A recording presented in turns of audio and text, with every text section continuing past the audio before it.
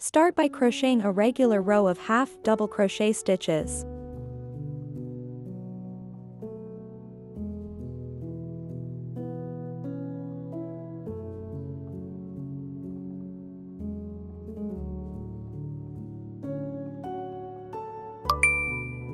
Yarn over from back to front.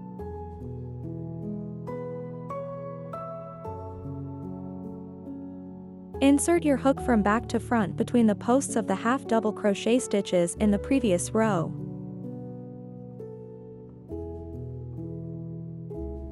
Push your hook through to the front of the work. Yarn over and pull up a loop.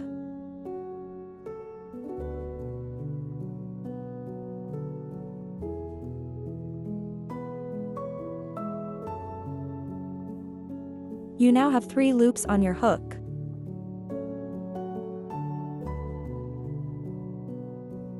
Yarn over again.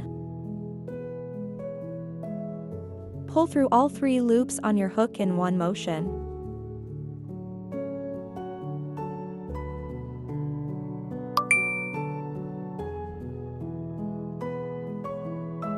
Next, continue the demonstration.